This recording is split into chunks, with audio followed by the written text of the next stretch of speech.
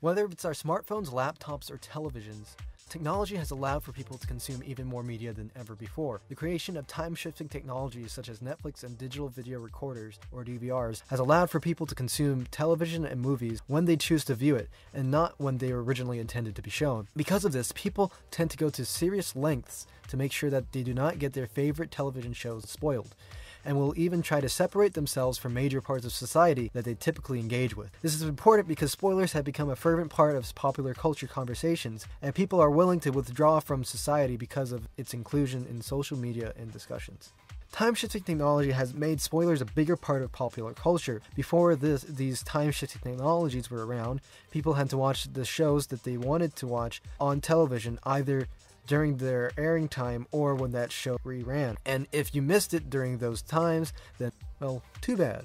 People used to not go back to watch old episodes because they did not have the means to do so. Also, people did not really miss anything when they missed an episode of Cheers, because each episode was self-contained. You didn't need to watch the previous episode to understand what was going on. Spoiler culture today typically resides in serialized television, such as House of Cards and Game of Thrones. Eventually, because of time-shifting technology, many people started to feel that the most important part of shows were the narratives. This is shown through the angry responses one would receive when spoiling the ending to a movie or television show.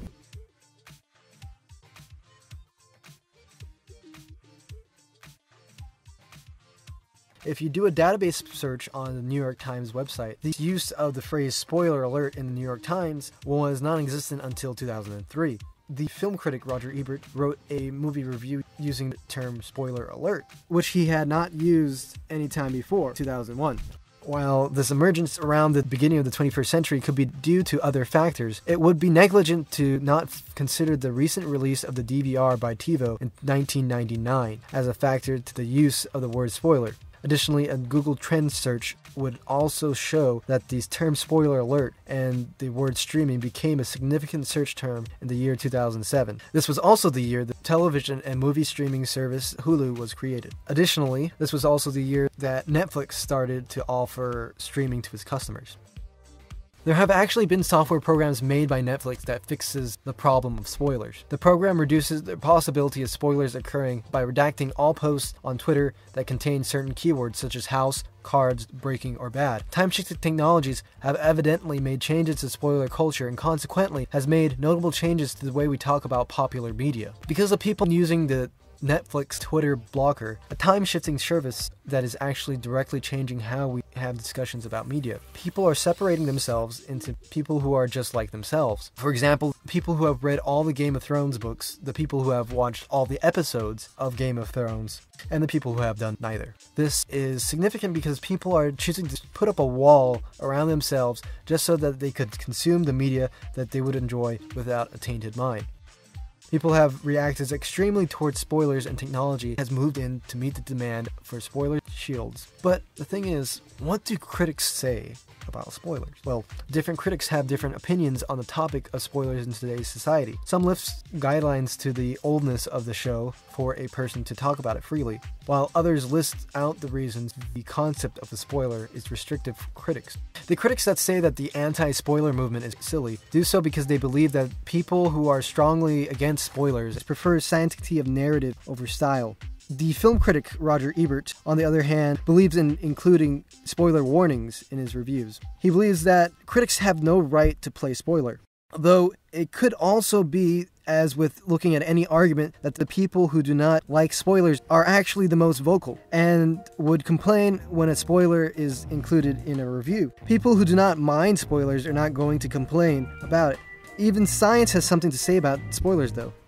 A study published in the psychology journal conveniently named Psychological Science said that spoilers did not affect a person's enjoyment with a story. Actually, most of the time, people rated the spoiled stories higher than the stories that were not spoiled.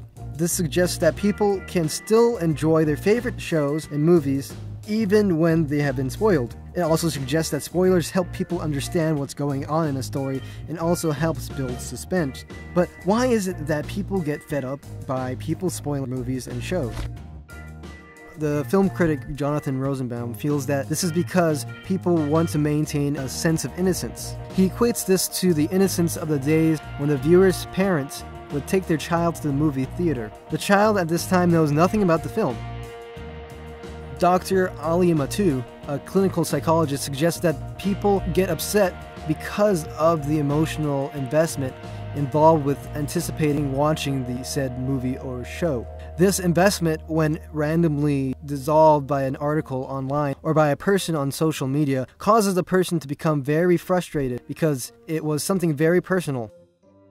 Mattu gives another explanation, being that people who do not care about spoilers avoid intense experiences. He refers to something called experiential avoidance, which is, quote, the tendency to avoid thoughts, feelings, memories, or physical interactions. This suggests that people who do care about spoilers actually like those intense experiences. There are a lot of conversations and debates surrounding what to do about spoilers.